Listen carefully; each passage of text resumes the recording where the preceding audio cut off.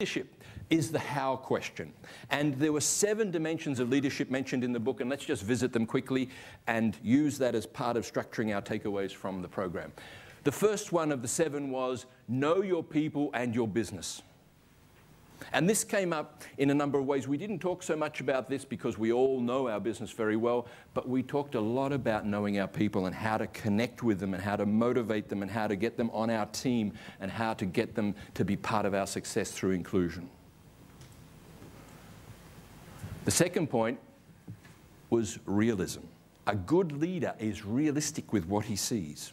He looks outside, he makes an objective assessment, whether it be good, bad, or indifferent. The only critical success factor is realism.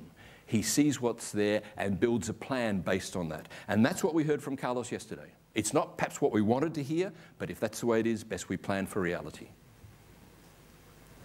The third point was having clearly defined goals.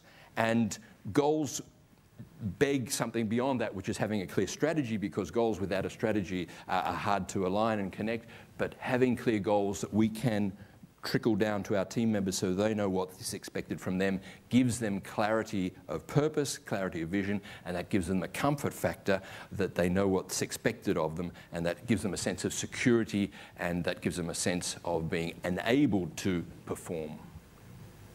Follow-through. We haven't talked much about follow-through yesterday and today, but follow-through is obviously vital. And follow-through, I believe, happens at 2 levels.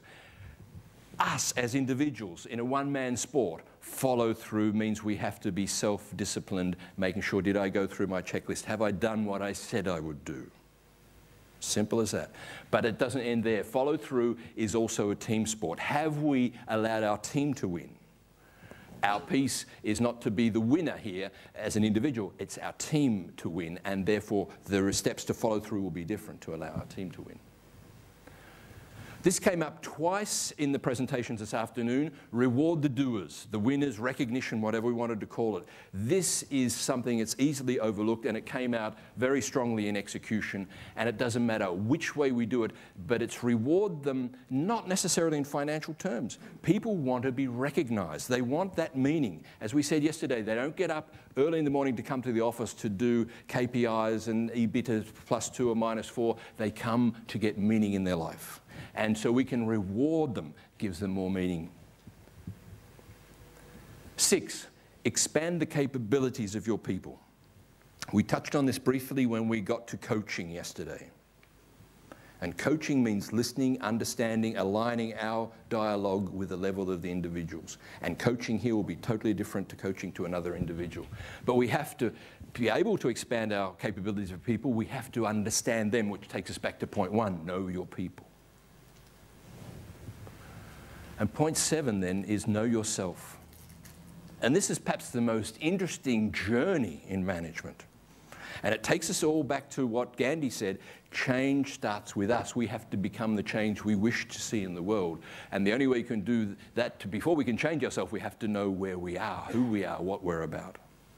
Spend time thinking about what are your personal values. That will give you clarity, which will be felt through others as charisma and energy. Does this guy look like he knows himself? I feel a certain amount of composure there. So, I would like you to think about how can I find personal transformation? The notion of factory settings is an interesting idea. We all are as we are. We're a function of where we were born, the way we grow up, our parents, our background, and under pressure, we typically revert to that. We revert to factory settings. Think about how many of us have a VCR at home, and when the power goes off, it flashes 000 or midnight. It goes to factory settings. We all have factory settings, but we don't have to accept them. The key to our factory settings lies in here. And as I think you're starting to get the understanding, I'm a great believer that we can control our destiny by controlling the way we think, by deciding what our factory settings should be and not what they were inherited based on circumstance. So ask yourself, what are your belief systems, and question your assumptions that I'm calling factory settings, and decide how and which way you want to change them. So get your hands inside your head and scramble your brains a bit and scramble your thinking and see what you come up with. Reset your factory settings to what you need to be successful in the new world. Just like the Concorde pilot cannot fly an Airbus 380. He's got to be upskilled for the new world. This is the hard way to put your hand in your head and re-scramble your brains. This is the better way. Activation. Get excited by talking to people who spark colours of intensity in your right hemisphere. Listen to people who inspire you, like Kathy today. Get podcasts of people who are thought leaders in their space. All this is available free on the internet. All we have to do is get it and load up the right hemisphere.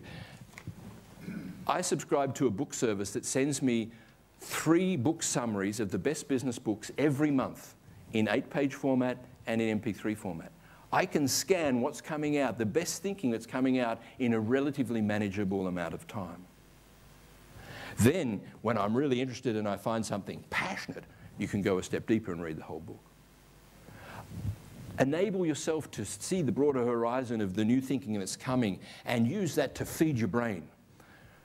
The French invented the word restoration, to restore your body through eating 3 times a day. Let's think about what do we have to eat, as in new information and data and excitement, to feed our brains.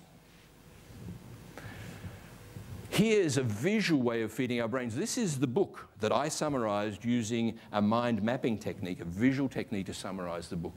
Leadership, the 7 behaviors, change, cultural success, processes, people, and the linkages between them.